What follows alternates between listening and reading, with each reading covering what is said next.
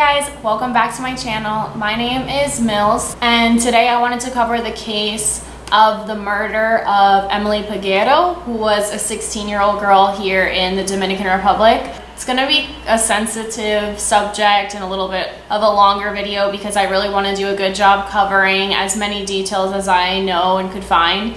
And I have not seen a lot of videos in English. I've been thinking about it a lot lately. This happened just a month after I moved to the country, so I feel like, I don't know, it was just surrounded everywhere here from kind of right when I moved here until currently still going on. I just felt like I wanted to kind of honor her and share her story to more people who don't know about her. So Emely Peguerro was raised in a town called Cenoví, which is like an hour from San Francisco de Macorís, which is about 2 hours from Santo Domingo. Santo Domingo is the capital of this country, so it's the biggest city here. So they lived in a pretty small city, and her family did not have a lot of money. They were considered poor, had a very simple house. It was quaint, very typical of a Dominican style house. Her parents struggled to provide for Emely as well as her 3 older siblings, so she was the baby of the family. They had to take a lot of different low-wage part-time jobs to kind of juggle and provide for the family. And her family described her as really fun, outgoing, a leader amongst her friends. She knew what she wanted, and her best friend, she described Emely as really confident, chatty, really a great defender of her friends. She would stand up for them, but she never went out looking for trouble. She was a junior in a high school in Cenoví called Max Enriquez Oreña, and her dad said that her dream was to become a lawyer to help people who didn't have a voice and defend the innocent. So when Emely was 12, she started dating a boy named Marlon, but I'm just gonna say Marlon.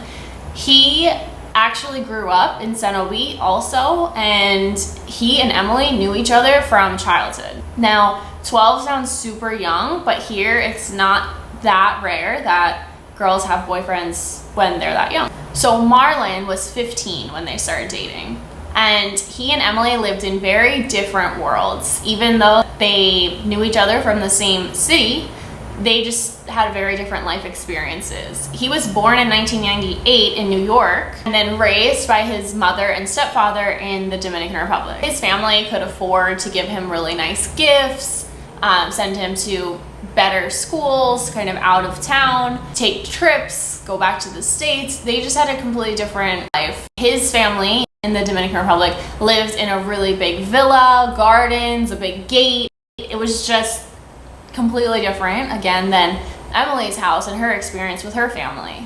So growing up when they were little, kind of in the mid-2000s, they would play with the other kids in the neighborhood of Cenoví. They lived kind of right down the road from each other, and they just had a friendship. Then they lost connection for a little bit because Marlon didn't go to her school, and they rekindled that connection when Emely was 12 and Marlon was 15 years old, and they kind of started dating. So this went on for a little while. Emely then turned 15. Marlon at this point was 18. They had been dating for 3 years at this point. 15 is just under the age of consent in the Dominican Republic. And the whole time throughout her relationship with Marlon, she kind of felt like a burden to him and to his family because she was poor and he was not. He was very wealthy. She kind of felt a little bit uncomfortable. She didn't want to feel like a burden to him, but Marlon would always say, "Burden to me, I don't care that you don't have as much money as me." Emily's family was supportive of the relationship, but they did say that they felt that Marlon's mother was a little bit judgmental of their family and kind of looked down on them a little bit because they definitely were not in the same economic class.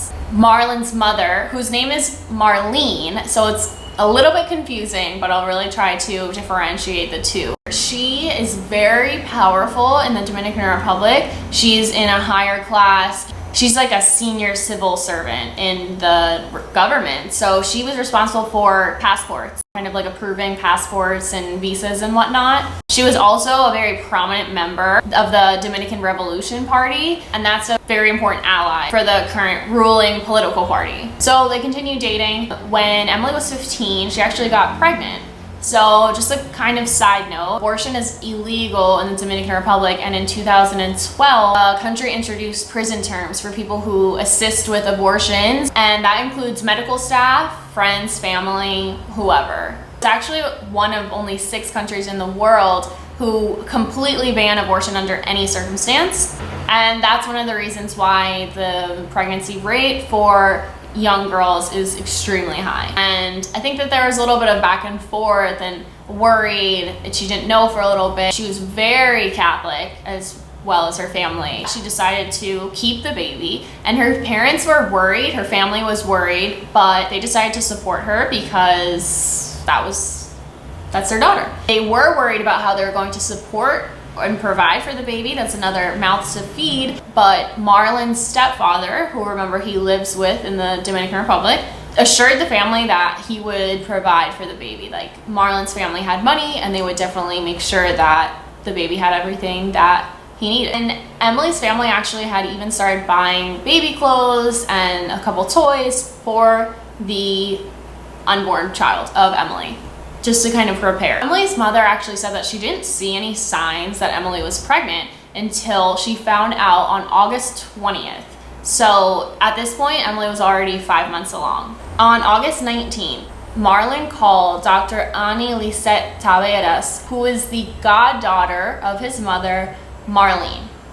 He said that his girlfriend is pregnant and they need to get some tests done. So she said, okay, come in on Monday. So this is Monday, the 21st of August, 2017. They went to the doctor. Emily's mother was there. They found out she was pregnant. They actually determined that she was having a boy, and that's it. She left. On August 23rd, 2017, so this is now Wednesday, according to her family, Marlon said that they were going to go back to the doctor because they confused some of the results that they got. Emily wanted to confirm the due date because she wasn't sure kind of what the doctor had said. Basically, it was just like they wanted to reconfirm some of the analysis that they found from the appointment on Monday. So according to Marlon, Emily asked him to leave her at a gas station where she was going to meet her uncle to go do some errands. So this was just Cenoví Pump, like a gas station right in the town of Cenoví. And at this point, Emily was 16 and Marlon was 19 years old. She did get pregnant when she was 15, but 5 months had passed. So she was a 16-year-old girl. Obviously, she loved to be on her phone, so always on WhatsApp, social media. And on August 23rd, on Wednesday, no one really heard from her, which was very odd. She wasn't replying to phone calls, to text messages, and it's just very, very unlike her. So her friends started to talk about her in WhatsApp groups, on social media a little bit, just like, where's Emily, what's up? Like, we haven't heard from her today, which is not like her, and she's ignoring texts and phone calls. By evening, it was confirmed that no one had seen her since Martinez when he dropped her off at the gas station. So Emily's family went to the gas station to see the video camera and see if Emily was on the camera. As Marlon said, he dropped her off. Did someone take her from the gas station? Like, what happened? So they went there, looked at the tapes, and Emily was not on them. So they were confused. And less than 24 hours after Emily had disappeared, Marlon and his mother, Marlene, decided to have a press conference in their house. This was on August 24th, the morning after she had been missing. And Marlene actually calls the press conference. Remember, she's very powerful, so it was easy for her to just get some reporters to come to their house. Nosotros aceptamos el embarazo. Nosotros vimos que hay que seguir adelante. Por el colmo, mi familia y su familia conversaron entre nosotros y dijimos que íbamos a tener el apoyo de todos juntos. Ya con el que tengamos el apoyo juntos, ya íbamos a seguir de lo más bien adelante para poder tener el niño. Yo le quiero hacer un llamado ahora que a figura pública, que por favor, Emely Peguero, por favor, donde quiera que te encuentres, por favor aparezca, que estamos esperando con los brazos abiertos, estamos preocupados por ti, te necesitamos, vas a tener todo el apoyo del mundo cuando vengas, por favor. Mi hijo y yo hemos dado la espalda a la situación porque ya ella era parte de nosotros.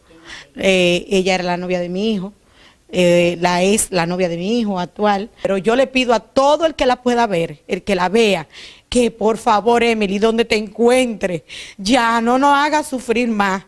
Danos luz, dinos dónde está, que todos estamos pasando un momento difícil. Todos te estamos buscando, todos estamos tras de ti. Por favor. Now, during this press conference, Marlon starts describing Emely, starts saying that the last time he saw her was yesterday morning, August 23rd, Wednesday, when he dropped her off at the gas station, and he hasn't seen her since. He said along the lines of, we had problems, the problems that were common to all couples.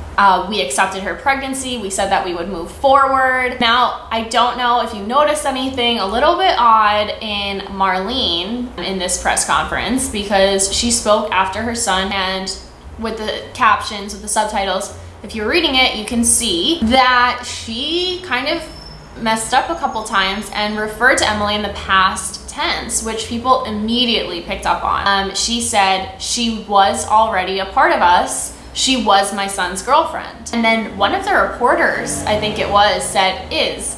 And she said, is my son's girlfriend. She says she was 5 months pregnant, and when we found out, we gave her our support. And then she started to sob and cry, and she says, I understand how her parents feel. We feel even worse. She says, wherever you are, Emely, don't make us suffer anymore. So people had a couple questions about this press conference. They wanted to know, why did they hold the press conference at their house instead of at the police station? Which is what Emely Peguero's parents did. They went to the police station, and they were also putting out a plea for Emely to come home. Also, immediately, like I said, they were wondering, why was Marlene speaking in past tense? Why was Marlon looking down at the floor so much? A lot of people were saying that's a sign that maybe he's lying. So a lot of suspicion surrounded them right after this press conference happened, because it kind of backfired on whatever they were intending to do. Marlon went to the Peguero family home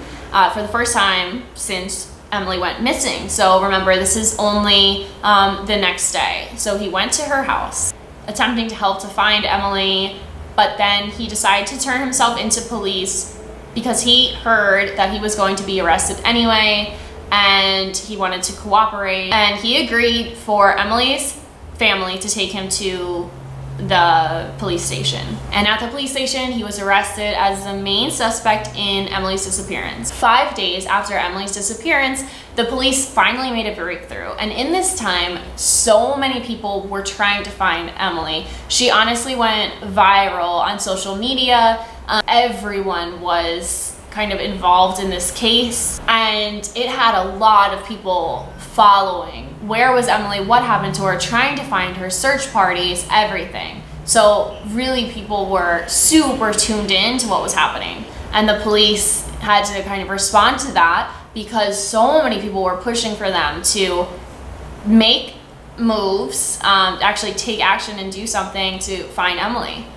So on Monday, 5 days after she disappeared, on August 28th, the police finally made a breakthrough, and they actually were able to ping a location from Emely's cell phone.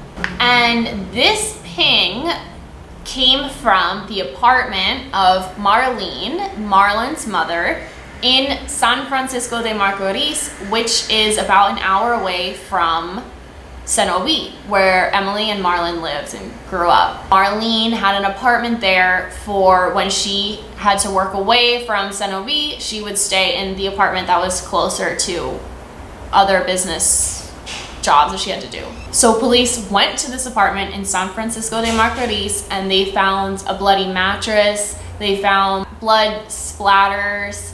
and they found bloody towels. So then on August 29th, which is now Tuesday, almost a week after Emily went missing, the security guard at Marlene's apartment said that he saw Marlon carrying a sack out of Marlene's apartment, out of the apartment. The security guard did say, "Are you okay? Is everything good?" And Marlon was like, "Yeah, I'm fine." So Marlene knew what was going on, that they found things in her apartment. She went to the security guard to see the footage, and the security guard said that when Marlene saw the footage of Marlon carrying the sack and putting it in the trunk of his car, Marlene put her hands on her head and started screaming. And later that day, the footage went missing. On Wednesday, August 30th, the security guard went and spoke to police.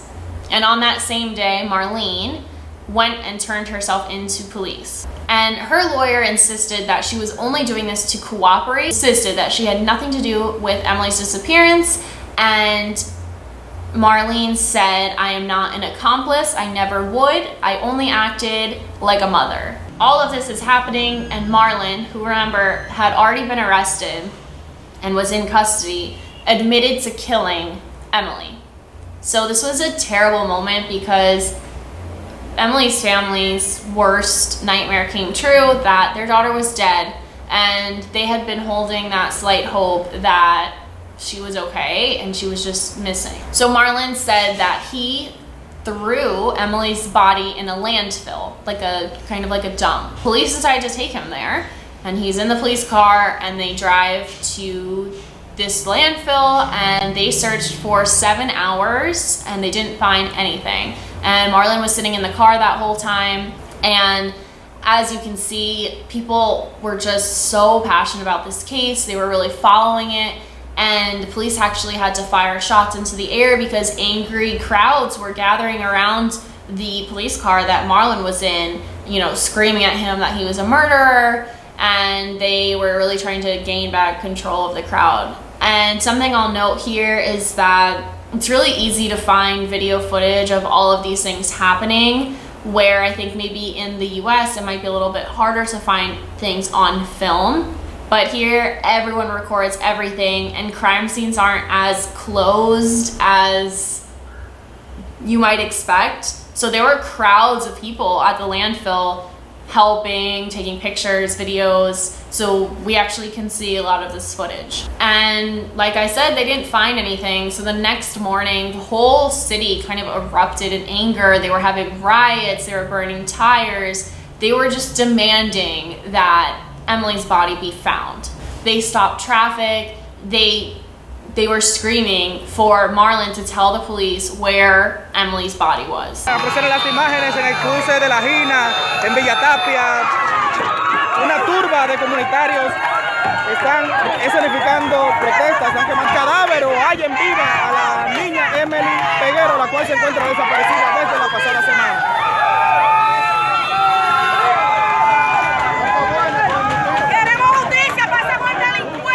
And they also said that they would go and destroy Marlon's house in Senobi if he did not tell the police where Emily was. It got so bad, they were throwing rocks and everything, that the police had to come in riot gear and put out tear gas. Before they actually had found Emily's body during this week when they were searching for her, Emily's mom was being interviewed. Emily's mother said that she knows that her daughter is not alive, but the least that they can do is to return the body to them. Later that day, Emily's brother received a bunch of messages on WhatsApp, his name's Eugenio, saying that there was a body found about an hour drive from Senobi. Eugenio and his father fled to this scene where people were saying that they found a body. And they got there was crowds of people, and they found 8 p.m. on August 31st, they found Emily's body stuffed inside of a suitcase on the side of the road.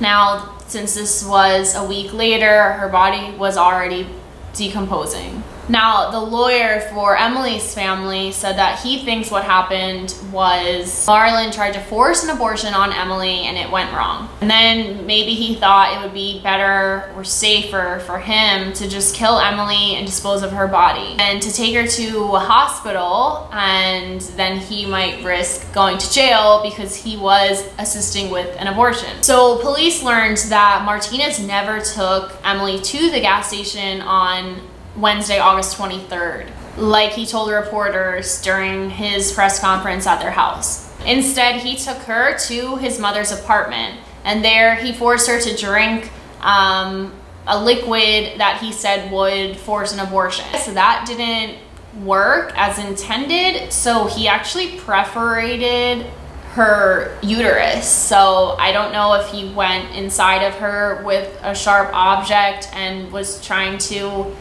kill the baby and like perforated her uterus, or how exactly that happened, but that was a substantial injury as well. And then he hit her over the head, which caused blunt force trauma, and she hemorrhaged, and that is the cause of death.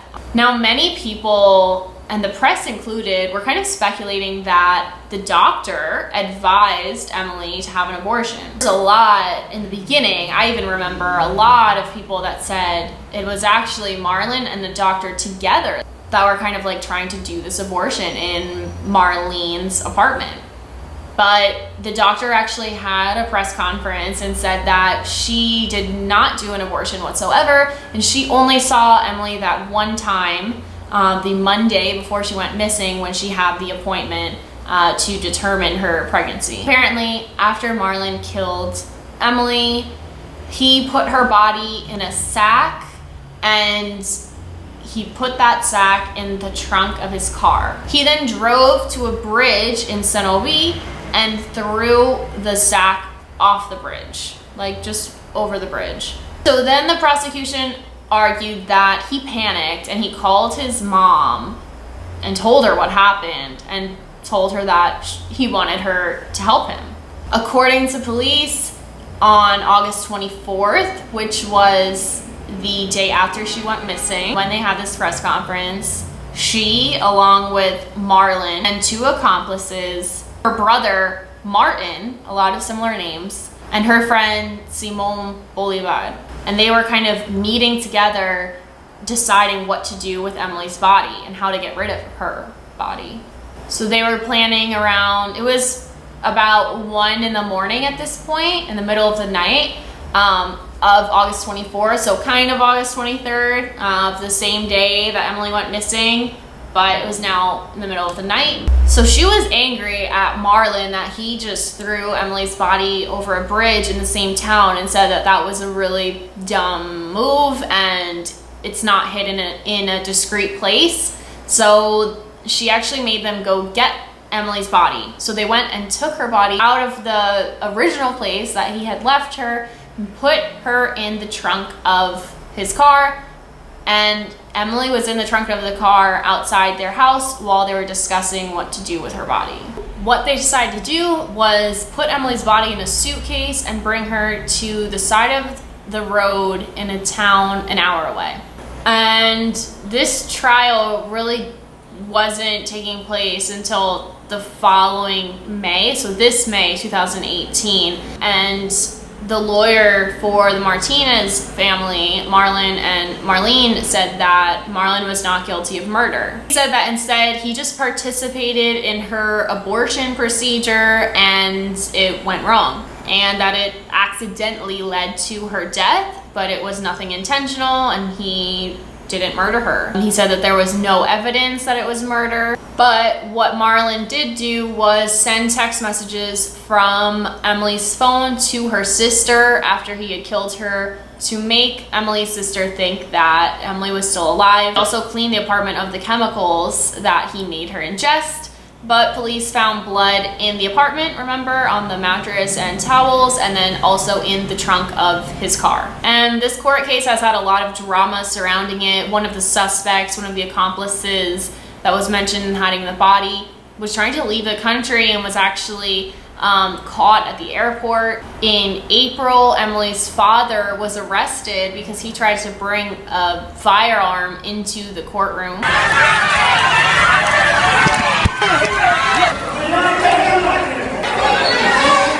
Espérate, tráigame todo. ¡Sal fuera! ¡Abre ahí! ¡Por favor! And as you can see, the public hated Marlene, and she actually had to resort to wearing a helmet and a bulletproof vest when in court and coming in and out of court because the public was harassing her, screaming at her, throwing rocks at her. And she's had armed guards surrounding her since this happened. It seems the public was and is more angry at Marlene, the mother, than they are at Marlon. Something that Marlon asked during the trial was that phone records be pulled so that the judge can see that he and Emily actually discussed the abortion beforehand and that she agreed to it.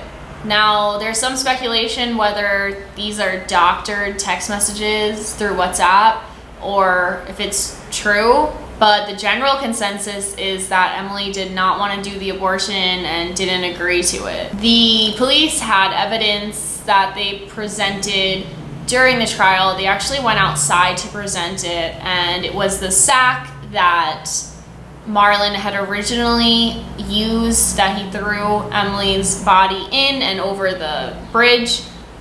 There were also her shoes, her clothes that she was still wearing while in the suitcase, and they also presented the evidence that the fetus, so Emily's baby, was actually still found inside of her. Prosecutors for Marlon wanted 30 years, the maximum for him, and 20 years for his mother, Marlene, for her assistance in the cover-up and hiding of Emily's body. They actually also determined that Marlene paid 100,000 pesos to her accomplices to help cover this up. And on November 7th, 2018 of this year, the court reached a decision and they sentenced Marlon to 20 years in prison, and they sentenced his mother, Marlene, to just 5 years. They also ruled that the Martinez family had to pay the Peguero family 20 million pesos, which is about $400,000. Now, this whole case kind of pushed to light a really serious problem in this country, that a lot of women are just viewed as disposable, and especially when they're poorer. And Marlon knew that, and his mother knew that. She did not want Marlon to be with Emily and to have a child with her because she simply just didn't think that Emily was good enough because she was from a completely different class. Actually, what's really sad as well is that while they were searching for Emily's body, they actually found 2 other bodies of murdered girls. Both of them were 18 years old. So it really points to a much bigger problem in the country where femicide is so rampant, and it's really sad. Social media has done a really good job to push this case more to be in the light and actually got international coverage. I think it's really good because it shows what's wrong in the world, honestly. And then for this case in the country, Marlon thought it would be better to kill her than to... All he had to do really was just provide for the baby. He doesn't have to be an active dad. He could just, like his stepfather promised to the Peguero family, just provide money for the baby and let them take care of his son if that's what he wanted. It's just such a sad case. You can see in this video, it's hard to see, but people are speculating that this video is not the building that Marlene's apartment was in, but another building across the street. You can see Marlon's car. He's pulling up and then he's putting the sack into the trunk of his car and then driving away. Kind of hard to see, but that's what this camera is. Because remember, the footage from his apartment building was lost, stolen, destroyed, and everyone knows that Marlene got rid of it. In the video here, you can see that Marlon is coming to the gas station to get gas, and it's not confirmed, but a lot of people speculate that this was when he was going to get rid of Emily's body. She could have been in the trunk of the car while he was getting gas, so casually. Yeah, this case, honestly, it makes me cry when I think about it, and all the research that I was doing was just so sad. Like I said, it's different here with the footage that you can actually see. There's so many videos on YouTube of Emily's body in the suitcase on the side of the road, and if you want to see that, just search for it and it will come up. I don't want to put it in this video, kind of out of respect for her and her family, but I feel like I'm gonna cry. But it's just so graphic, and a lot of people they really blame Marlene for influencing Marlon in such a way, kind of letting her opinion known, I'm sure, that she did not want Emily to have the baby, and Marlene took care of that for Marlon when he killed Emily. Ahora, Marlene, mírame la cara. Cuando digo que no siento odio en mi corazón es porque tengo al Señor aquí adentro. Yo nunca pensé que a mi hija me le era incapaz de hacérmele esto. Porque si mi hija, yo me había soñado eso, yo no la había dejado salir. Mírame a la cara, porque merezco que tú y Miley me miren a la cara por primera vez después del 23 de agosto que me la arrancaron la vida mía. No puedo decir lo mismo porque todavía Marlon Martínez y Marlene Martínez no han podido mirarme a la cara y decirme qué pasó. Y sin Marlene, mírame Marlene, hijo, no pude, no quedé impune. No es de redes sociales, es dignidad. Es dolor.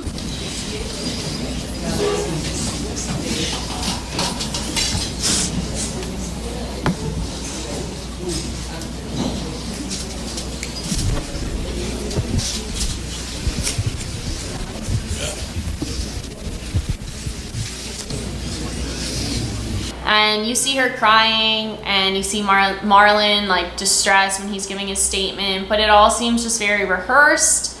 Like their lawyer coached them what to say exactly, especially Marlon in his testimony. And people aren't really buying anything that it was a mistake. And a lot of people, another theory is that the doctor was actually part of it, and she gave her testimony and said that she absolutely was not. She didn't know anything. She just saw Emily one time, but there's still some speculation about her because they said that her seemed pretty rehearsed as well, and she was close with the Martinez family, so of course there was some hesitation around accepting her story. But as it is now, Marlon's in prison for 20 years, and he will probably only serve 10 of those here, and then Marlene probably like 2-3 years, as she was sentenced to 5. So it's really disappointing that that was the result of this, and this whole thing really tear it apart, of course, Emily's family. There's still a lot of interviews up until current time with her family. They've left her room exactly as it was when she left, and her parents have actually separated. So it really just, it tore everyone apart, obviously. I am glad to kind of share Emily's story a little bit more to a different audience maybe. And I would love to hear your thoughts below. Who do you think influenced Marlon in doing this? Do you think that he was alone? Do you think the doctor helped him? Do you think that justice was served? I would love to hear what you think. And anything else that I missed, there's a ton of information on this case, so I'm sure that I missed a few details, but I hope that I did a decent job presenting her story. Yeah, thank you, and I will see you guys soon.